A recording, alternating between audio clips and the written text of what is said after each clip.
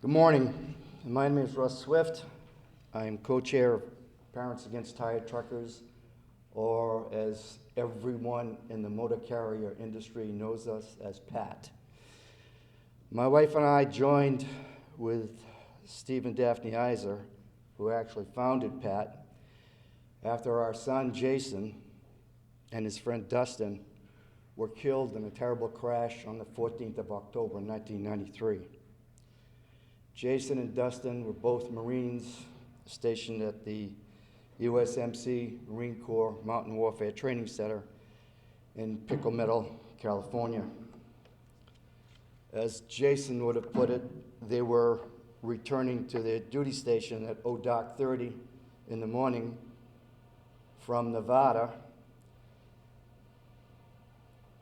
and came upon a semi-truck that had attempted to make an illegal U-turn and was stuck across both lanes of the highway. Jason and Dustin's car collided with the center of the trailer, slammed underneath the trailer, killing them both instantly. Dustin was almost decapitated, and Jason died of severe blunt force trauma to his head. We later found out that the legal owner, operator of the truck, was asleep in the cab while the underage driver, who was barely 18 years old, had a learner's permit from California that wasn't valid in Nevada, and had no logbook, had not kept any records. And we know from the investigation that the young man, the young kid, had worked all day, then at 4 o'clock joined with this driver to start driving all night. They did not comply with the hours of service. They were not authorized to operate interstate. And they didn't even have the minimum amount of insurance to operate intrastate in California. Less than a year after the crash, the Isers, Steve and Daphne, who lost their son Jeff in a crash caused by a tired trucker, and I organized PAT in an effort to improve truck safety and prevent other families, such as yours, from experiencing a similar tragic loss.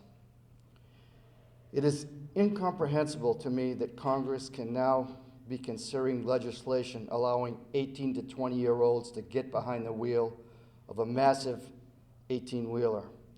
Research showing the dangers and risk of young drivers is clear, and it is compelling, and it is not new. Studies have shown that involvement rates in large truck crashes increase as the age of the driver decreases.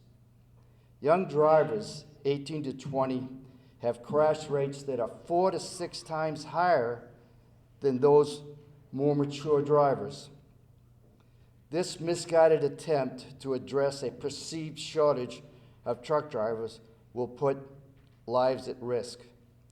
Driving a truck is the most dangerous profession in the United States.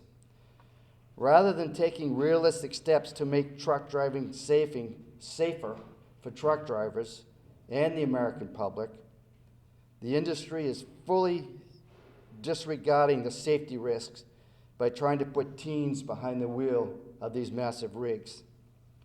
This flawed idea is nothing new. The Federal Motor Carrier Safety Administration, or FMCSA, has previously rejected lowering the age limit for commercial drivers' licenses because there was absolutely no proof that the safety performance of younger drivers would be anywhere close to that of the older, more mature drivers. Further, the proposal to lower the CDL licensing age has overwhelmingly been rejected by those who responded to the survey, with 96% of individuals, 88% of truck drivers themselves, and 86% of the motor carrier industry themselves opposing this thoroughly ridiculous notion. This was a terribly misguided idea then, and it continues to be a terribly misguided idea now. I'm speaking on behalf of the American driving public. I'm speaking for those 18 to 20-year-old drivers who will become the martyrs of this ill-conceived idea. And I'm speaking for our son, Jason. I'm appealing to the common sense of our Congress and urging him to reject this foolish proposal. Thank you.